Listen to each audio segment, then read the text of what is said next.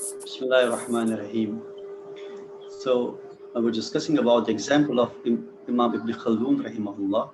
He says a person saw the goldsmith weighing the gold ornaments, and as we know, the weighing scale is quite small, and it can weigh only the small objects, small things, small ornaments. Now, this person is thinking that this is the object which we use for the weighing. Now he thinks to weigh the mountain with this weighing scale. So it is absurd nonsense on his part. As far as his thinking is concerned, that this is used for weighing is quite correct. There's no two ways about it. But at the same time, this weighing scale has its own limits. It cannot cross its limits. In our modern day language, we can easily understand. Nowadays we have the digital weighing scales. But for these digital weighing scales as well, there's a limit for it. It can weigh up to a proper limit. For example, it's also mentioned over there that this weighing scale, it can weigh up to 20 kg. Second one, it can weigh up to 10 kg or up to 50 kg, depending upon the nature of the weighing scale. Now, let us say, for example, is a weighing scale, it can weigh up to 10 kgs. So if we put anything which carries a weight within the 10 kg, it will give the accurate figure. Say 5 kg, 7 kg, 5 kg, 700 grams, 9 kg, 800 grams, it will give the exact figure. Or 6 kg, 630 grams, it will give this exact figure. But only when it is within the limit. But what if we put an object, if we put a thing which is 20 kg, the capacity and the ability of the weighing scale is to weigh up to 10 kgs, and we put 20 kg on it. What will happen? It will show the errors. It will show the error. Same is applied to the human reason. Ibn Khaldun says, rahimahullah, as long as we actualize our reason to reflect upon the creation of Allah subhanahu wa ta'ala, it will give us the exact figures. It will help us a lot to understand the creation, how it has brought into existence. Here, the reason will show its exact results. However, when it crosses the limits, when reason will cross its own limits, as that of the goldsmith, that it wants to weigh such things which are unweighable to it, which are not possible for it to weigh because of its own limits. Not that the thing cannot be weighed, rather that it has the limits. It has its own limitations. Owing to these limitations, it's not able to weigh each and everything. Same applies to Allah subhanahu wa ta'ala. But the common people, they don't understand that reflecting, knowing about the existence of Allah subhanahu wa ta'ala and reflecting upon the essence of Allah, these are two different things. As far as essence is concerned, it's such an ocean which can never be crossed over, whose depth can never be known to anyone. Now, a person may say, why not? Because a human reason is not able to encompass even the creatures, even this universe, which is a created thing. Not to talk about, let alone Allah subhanahu wa ta'ala. Let alone Allah subhanahu wa ta'ala. Even this universe cannot be encompassed. All the cosmologists, they say that this universe, this huge and vast universe, I think yesterday our sister Lucy, she had uploaded a picture showing the Earth as compared to the universe. It's a single tiny dot. The Earth is a tiny dot as compared to the rest of the universe. Cosmologists who deal with the universe, who deal with this cosmos, the study about the cosmos, they say only 3% of the universe has been discovered so far. In this 21st century, with ultimate advanced technological tools, we are not able to encompass, we are not able to find out how vast this universe is. They say only 3% has been discovered so far. The rest of the 97% is yet to be discovered. One simple example is that of the black holes. You see, last year, the scientific fraternity were quite happy. They could get the image of the reflection of the black hole, not the image itself. Why? Because its gravitational pull is so stronger, even the light cannot escape. That the fastest traveling object is light, so far known. Fastest traveling object is light, and the gravitational pull is so stronger at the black holes that even the light cannot escape. So when light cannot escape, then how can you get the picture? So it was by the source of different satellites, and some of the cosmologists, they even doubt about even the picture, which gives a reflection of the black hole, outer space of the black hole. And what black hole itself is, not known to anyone. How vast it is, not known to anyone. In mathematics or also in physics, there's a calculation we use, x tends to infinity. So what is infinity? It's such a point in the universe which is unknown, which is unacceptable to the human reason. So reason has its own limits. It's not able to encompass the khalq, the creation. Let the creator alone. That's what Quran says us, this proper methodology. If you want to know the existence of God, yes, there are many ways, there are many methods to know the existence of God. When you reflect upon your creation of Allah subhanahu wa ta'ala, any creation of Allah, I always say, any discipline of knowledge, when a person reflects on it, especially the positive sciences, it will easily disclose, it will unmask this reality that there is one great creator, immensely, tremendously knowledgeable creator behind its creation. Heisenberg, he says that the first sip from the glass of natural sciences will make you an atheist. If you have the little knowledge about the science, you may think that it is all happening of its own. There are certain natural laws, universal constants who hold this system and mechanism. But that's what one of the founding fathers of modern physics, Heisenberg, he says, the first sip, the first gulp of the glass of natural sciences will make you an atheist. But at the bottom of the glass, God is waiting for you. Means it is inescapable thing that you undermine his role, because the way it has been structured, it has been created, it required tremendous amount of knowledge. So every page of book of nature will lead a person to Allah subhanahu wa ta'ala. But what Allah in his essence is beyond our scope. Here are the limits, the reason. Now a person can, as I said before, a person can say, why we cannot think about the essence of Allah? Because our reason is not encompassive. It cannot encompass each and everything. It's not able to know even the creation, let alone the creator. It's not able to just encompass the vastness of this universe. There are hundreds, millions of galaxies. One single galaxy contains trillions of stars. One star, one such star is our sun, our solar system. And this Earth, this planet, this Earth is just one single dot into this vast universe. So the best way, the best method is just think upon the creation, not the creator. Because it's beyond our capability. It's beyond our human reason. So thinking about essence of God is not non-rational. It is not irrational, rather it is non-rational.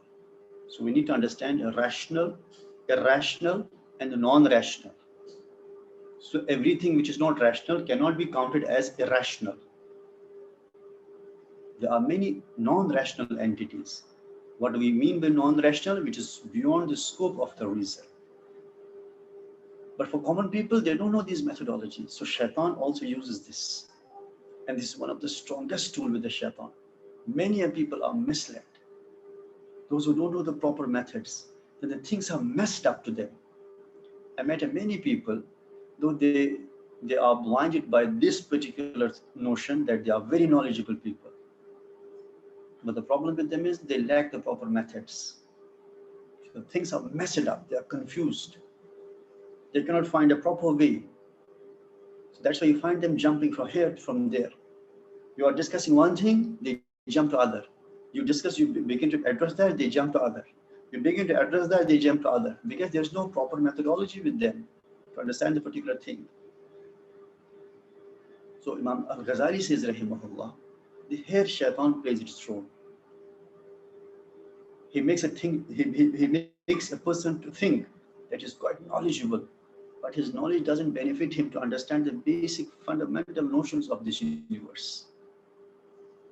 So what's important is to follow the method properly. That's what Imam Al-Ghazali rahimahullah mentions. So first stage is discovery of existence of God. How can that be discovered? By reflecting upon his creation. There's also a hadith, Prophet sallallahu alaihi wasallam, tafakkaru fi ala'illah.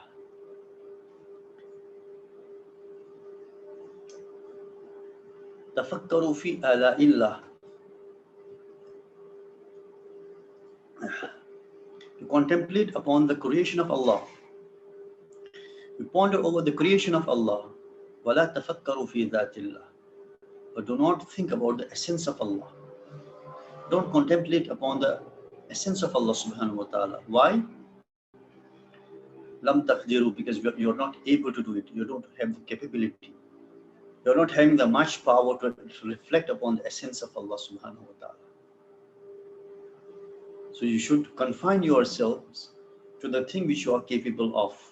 Because within that domain, you will have the perfect results.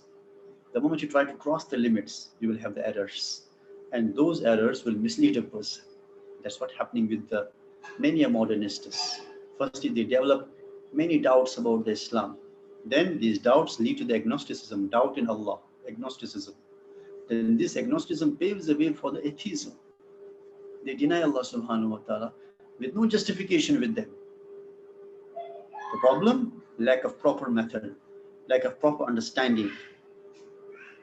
I always say we cannot use the rules of literature to understand the physics. We cannot use the techniques of the poem, the meter, the rhythm, metaphor, similes, whatever there are. Many tools used, allegories, allusions, different things are used in a poem. So there's a well-mechanized, well-knit system, a discipline of knowledge. If you want to know the meters, the rhythm of the poem. So poem has its own rhythmic system, so which can be understood through its own rules. We cannot use the rules of the poem to understand the rules of the physics. But shaitan, you see, in all the fields there are experts talking about this. But you will see only the Islam that every Tom, Dick and Harry is just discussing. Whoever wants to be famous, he has to just say a few things against the Islam. Easiest way to become popular. This vain popularity, that you have to speak some words against the Islam and that's it. The media will give boost to you and a person will become the famous. But to understand the reality, to understand the truth, is a serious effort. Serious efforts have to be made. Seriousness has to be shown. If a person is truly serious, then he has to adopt a particular way. If a person truly wants to be an engineer, he has to take admission in the engineering college. Sit before the engineering experts. Learn the basic texts of the engineering. Same applies to the doctor. He has to get admission in medical college. Then learn the basic fundamentals from the experts of the medical science, professors of the medical science, and then following a particular syllabus. Then a person will, by the end of the day, will be granted a certificate, a degree in the particular field. So in order to understand the Islam, the same thing applies, that we have to follow. Now we don't want to just achieve the expertise to the level that we want to be the level of scholars of first level. May Allah subhanahu wa ta'ala grant us the tawfiq to be so. That's not a wrong thing, but that involves the devotion of entire life, which I don't think is possible for many of us to devote our lives to it.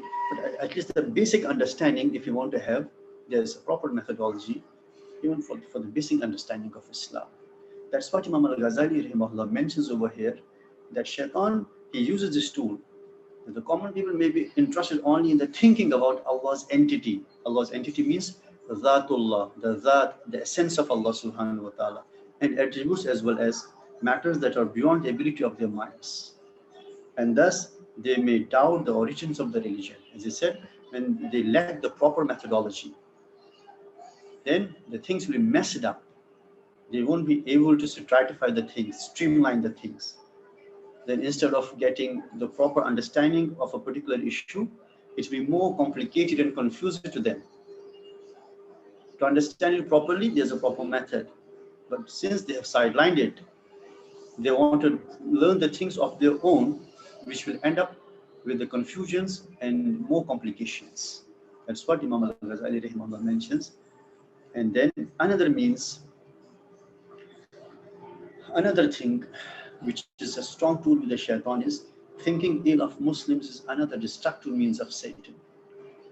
This is because when a Muslim thinks ill of his Muslim brother, he may despise him, say and spread evil things about him, and believes that he is better than him.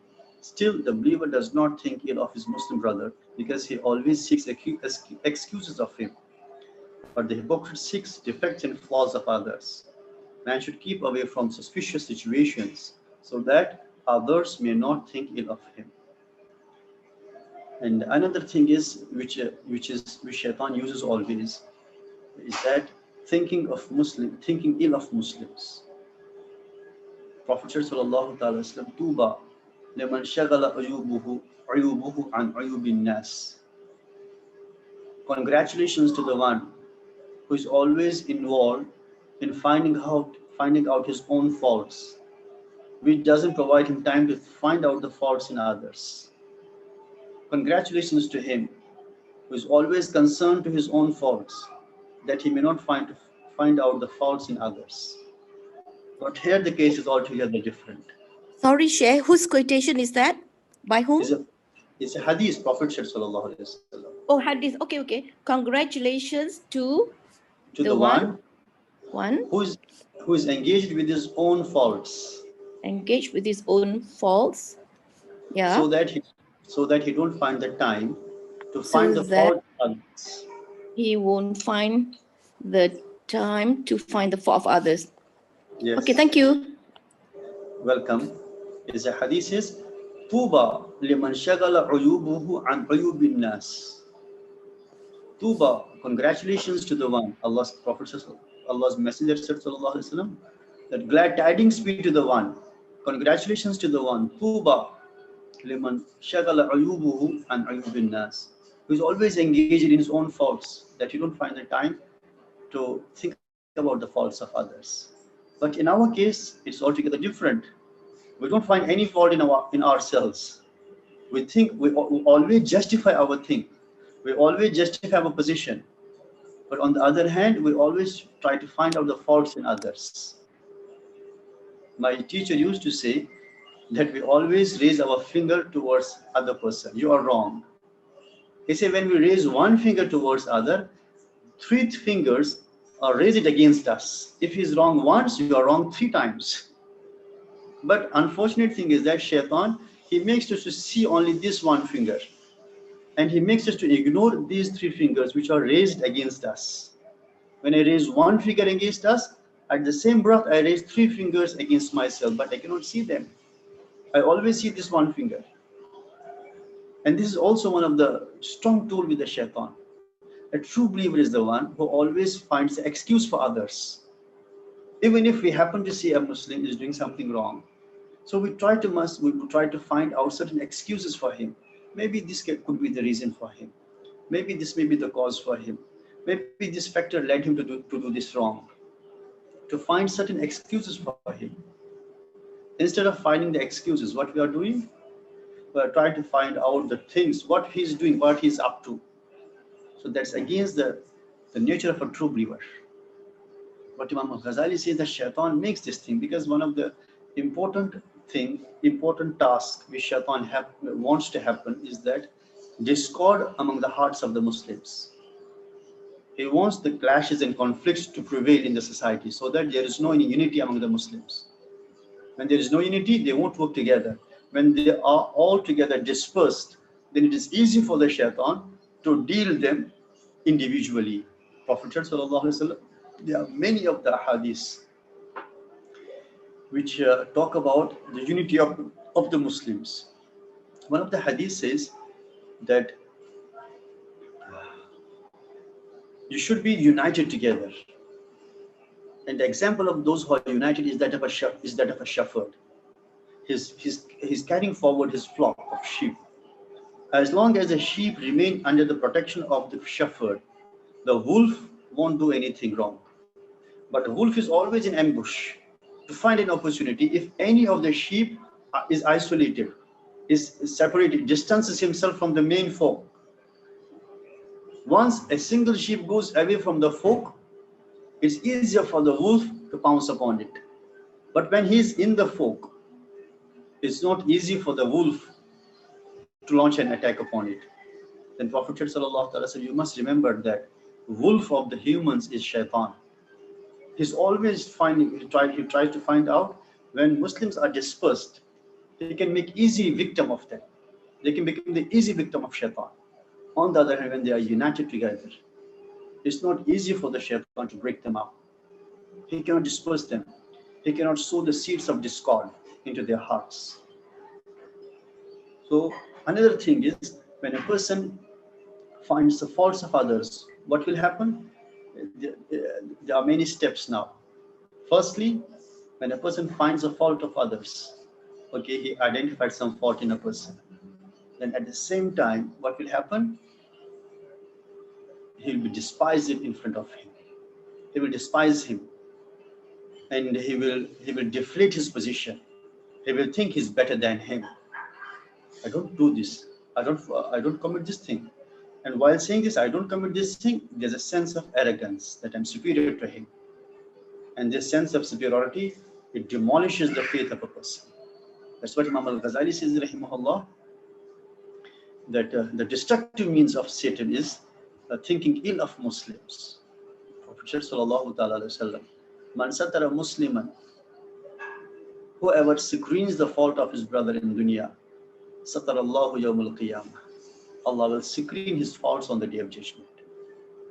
So as much as we should try our top level best, when we see in our friends, in our family members, in our kids and kins, in our neighborhood, in our relationship, if you find out any fault in anyone, we should try our top level best to screen it, not to make it exposed, not to disclose it to others. Rather, just hush it up. Just keep mum about it. Remain tight-lipped about it, as if you did not see it. If a person is doing this, Allah loves this action a lot. Prophet sallallahu alaihi wasallam, his faults will be screened by Allah on the day of judgment. So how fortunate this person is that his faults are being screened by Allah subhanahu wa ta'ala, who knows each and everything. There's nothing hidden to him. There's nothing concealed to him. And this is because when a Muslim thinks ill of his Muslim brother, he may despise him. He may think of him lowly. He may think of him, he will bemean him, that he's nothing, and say and spread evil things about him, and believes that he is better than him. And this belief of superiority is a sign of arrogance. And Prophet sallallahu alaihi wasallam, if a person hosts if a person hosts arrogance in his heart to the weight of a mustard seed, if arrogance equal to the mustard seed in the heart, Prophet sallallahu alaihi wasallam, he won't enter the paradise. It will keep him away from the paradise. And the station for arrogance is Jahannam. May Allah subhanahu wa ta'ala protect us. And still the believer does not think ill of his Muslim brothers because he always seeks excuses of him. But the hypocrite seeks defects and flaws of others. One of the sign of hypocrisy is that the person always is in search of faults and foibles. He's always in search of these faults to find out so that he could expose them.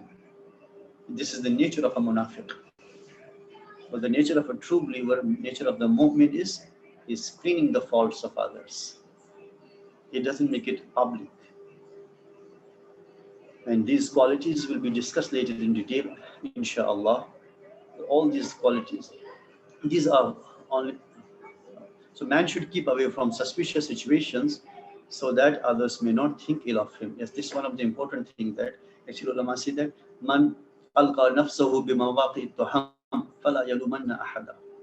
If a person takes himself to the suspicious situations, then he should not blame others if they think ill of him. For example, a person he doesn't take the wine, but he goes to the bar every day. When he goes to the bar, many people can see him coming and going to the bar, though he doesn't take the wine. But if a person then says he's a man, he's taking the wine, he's drinking the wine, because of his observation, what he observed. So it is said that إِذَا أَلْقَيْتَ نَفْسَكَ بِمَوَاقِعِ التُّهَمِ, when you put yourself in suspicious situations, فَلَا تَلُومَنَّ أَحَدًا, then don't blame anyone if they talk any wrong about you. So a person should always try to stay away from the suspicious situations so that it will not provide the opportunity for the shaitan to make people think about him negatively. So we should always try to keep away from such places, which are suspicious places, such suspicious situations. This way, we can prevent the shaitan to make it as a tool so that the others will develop the negative thinking about a particular Muslim. Then Imam Al-Ghazali says, rahimahullah, that these are only some examples of the means that Satan uses to lead man to the way of evil. The remedy of these flaws is to block the means that lead to them, by purifying the heart from all displeased qualities. These qualities will be discussed later in detail, Allah willing. So Imam Al-Ghazali says here, actually this is the introduction to the chapter, that the third chapter, destructive flaws. He just highlighted a few issues which are used by the shaitan to mislead us. These are the few issues which are important in the sight of the shaitan and which we always try to neglect. So we neglect it. Imam Ghazali says, rahimahullah, when a man's heart is void of these evils, which represent the main instrumentality of Satan against man, nothing significant remains to support Satan against him. So he's driven away just by mentioning the name of Allah subhanahu wa ta'ala. Adversely, if a man whose heart is controlled by vain desires and lusts remembers Allah, his remembrance does not settle in his heart, as Satan has already established himself there. So Imam Al-Ghazali rahimahullah mentions over here that if a person's heart is void of these evils, which he mentioned before, which we all discussed before, that if a person's heart is free of such evil thinking or such evil attributes, which represent the main instrumentality of the Satan against him, because these are the main tools with the shaitan, main instruments with the shaitan to use against a human being, to use against a believer. However, when a person tries his best to stay away from such things, he tries his top level best to protect his heart, to be the victim of all these faults and foibles, then there remains nothing in the hands of shaitan to use. Actually, shaitan doesn't have the power, so much power, that he'll drag us, he holds us strongly and he will drag us to commit this sin. His job is only the whispering. And his whisperings become stronger when there is already a material available in the heart. So he focuses that material. When there is no material, then what is left with him to focus on, to use? There is no instrument with him anymore. So he used always his whisperings. That's what Allah subhanahu wa ta'ala says. قُلْ أَعُوذُ بِرَبِّ النَّاسِ مَلِكِ النَّاسِ إِلَٰهِ النَّاسِ مِنْ شَرِّ الْوَسْوَاسِ الْخَنَّاسِ. As I said before, Al-Khannas is the attribute of Shaitan. Khannas means the one who never gives up, who never accepts the defeat easily. He assaults. Once he is defeated, he retreats, he withdraws, but not the way that he goes away. He's still there to find another chance which is feasible for him to attack. And if he's again defeated, if he finds that the heart is full of awareness of Allah subhanahu wa ta'ala, full of fear of Allah subhanahu wa ta'ala, again he retreats, withdraws. But his withdrawal is not that he goes away. He's still there to find another opportunity. So he's always there until the last rattle of the breath, but only using his whisperings. Waswas. Min sharril waswas. Waswas means whisperings. You will never find that the shaitan will just drag two people and then forces them to commit something wrong. You will never find a shaitan that he will drag a person, takes him to the bar and makes him to drink the wine. No, he doesn't have this capability. What kind of capability he has? To influence the heart, to sow the seeds of evil in the heart. Yes, he can do this. But as I said before, there are two forces always there. If the forces of good, forces of righteousness are quite stronger enough, they won't allow any forces of evil, they won't allow shaitan to sow any seed of discord, any seed of evil into the heart of a person. So when his heart is pure, free of all these instruments, then shaitan is rendered helpless. Shaitan is rendered helpless because he cannot find any way. Allah subhanahu wa ta'ala says in the Quran about the shaitan, when the people and the shaitan will be cast into the hellfire, the people will they'll be angry against the shaitan. It is because of him they are there. So they will begin to blame shaitan. You are the one who led us to this destructive place. They will blame him, they will castigate him, they will scold him a lot. But then shaitan will tell them, فَلَا تَلُومُونِي وَلُومُوا أَنفُسَكُمْ. Don't blame me. You blame yourselves. Did I just drag you to do something wrong? I just whispered. I just gave opinion to you. It was up to you whether to accept that opinion or not. You were hell-bent to accept those opinions. What I did? What's my fault? Nothing. Quran says, he will say, فَلَا تَلُومُونِي. Do not blame me. Don't scold me. وَلُومُوا أَنفُسَكُمْ. You castigate yourselves. You blame yourselves. Why? Because it was by the end of the day you people who practiced it. It was you people who did this wrong. I did not took you physically. And that's known to us. Shaitan doesn't physically comes and he takes us, he forces, he drags us to do something wrong. So these are the things which Shaitan uses. These are the different sentiments in the human heart, which Shaitan uses always. And the best way is doing always istighfar, seeking the forgiveness of Allah subhanahu wa ta'ala always. Engaging our heart with the dhikr of Allah subhanahu wa ta'ala is immensely important. If the heart is vacant, there's a well said in English, empty brain is devil's workshop.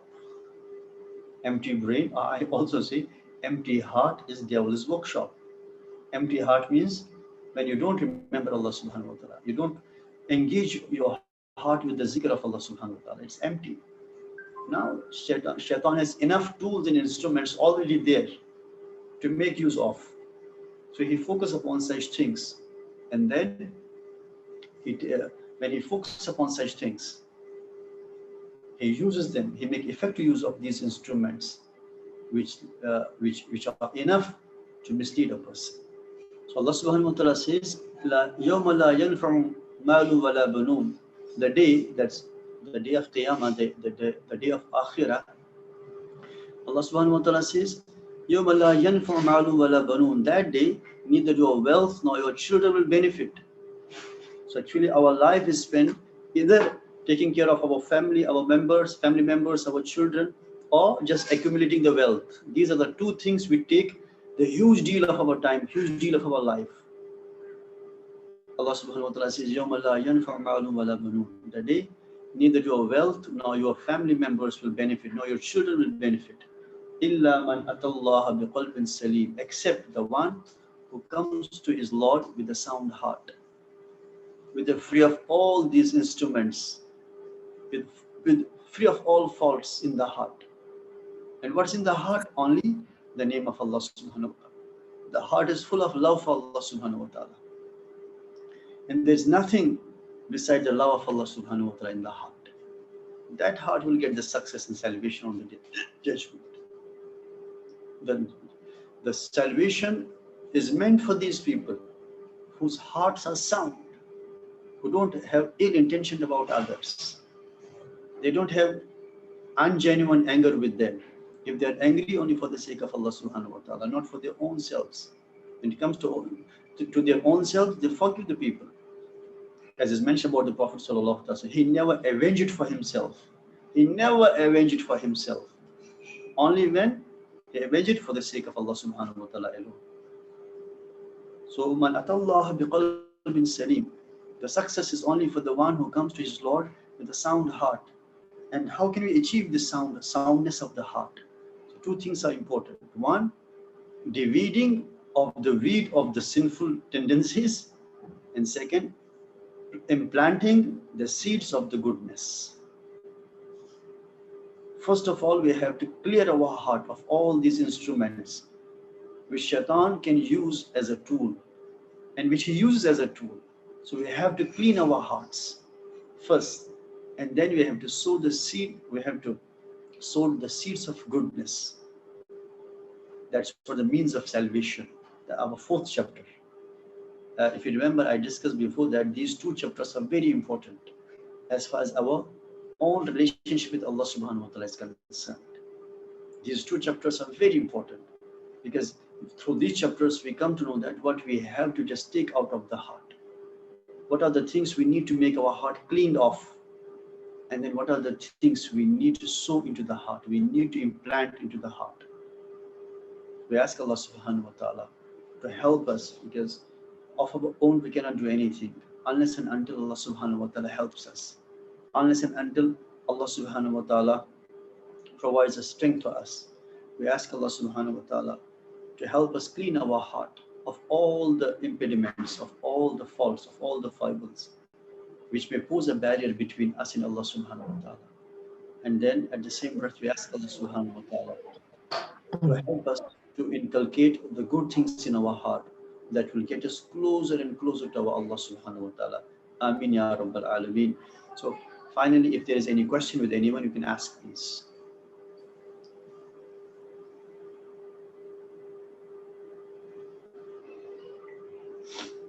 Any question?